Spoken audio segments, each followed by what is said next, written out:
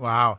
Yeah, I can see how that, because writing is more a business for you. And I think sometimes people don't even see how that could be possible. They're just thinking, well, I'm going to write a book, and then what do I then do with that? Because it seemed like, well, okay, if it's not selling as much, well, can I do other things with it? And I think you would advocate for the fact that there are so many different ways or angles you could take your book writing to. But before we get into that space, which I'll explore in a few minutes, would you say then that to be a good writer, you would need to have some kind of training or background in writing, or would you say anybody, if they are committed, they have at least some lichens to write, could become a good writer?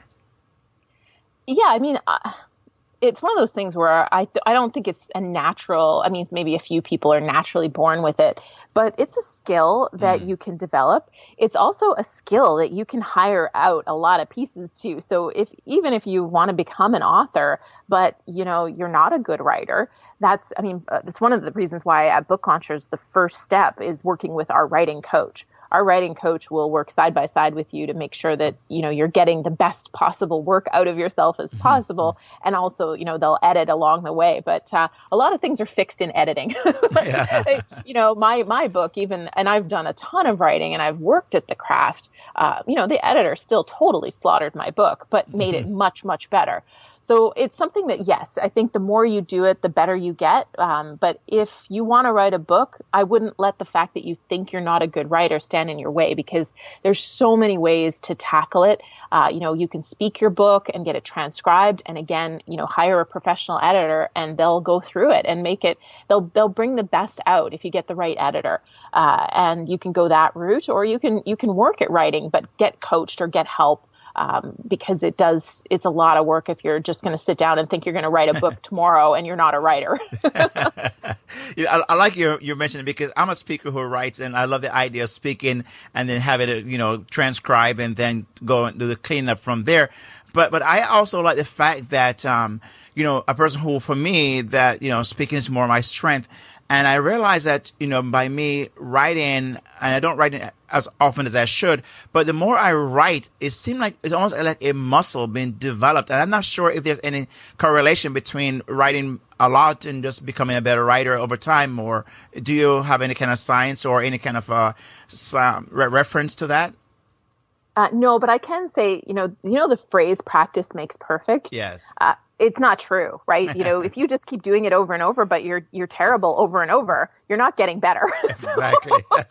So I think, that's why I say, I'm a big believer in getting coaching, getting training, because, if you're just doing the same thing over and over, you're not going to get better. So you need to be improving every time. So you need to get that input, that feedback, so you know what to improve. So just doing it every day is not enough. You have to be getting some guidance somewhere along the line. And that's one of the reasons I did get better was I started, through real estate, I started writing for a newsletter called Early to Rise, and they had 500,000 readers, and they had an editor that was assigned to my work.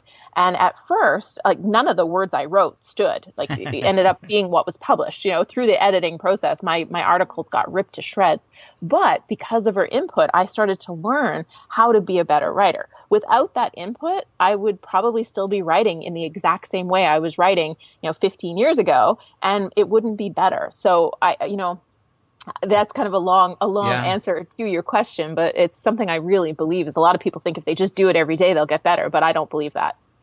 So, I think, and I agree with you 100% that practice, it doesn't become perfect if you're practicing the wrong thing. But I wonder if, say, someone like me or the listener who's out there, the average person thinking, what would be some of the benefits of writing a book, especially in the idea of trying to position yourself in a market that may be already so saturated as far as whatever they might want to do? But what are some of the advantages or the benefits of writing a book?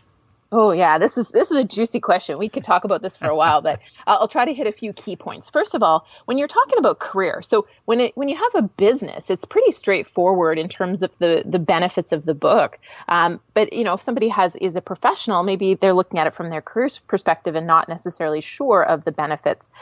Look at it this way. I don't know the exact stat, but something like 33% or 35% of the U.S. population has a degree.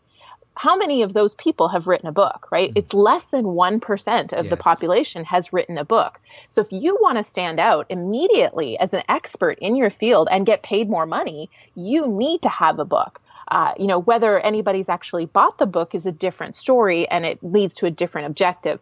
Whenever you sit down to write a book, you want to know what your objective is.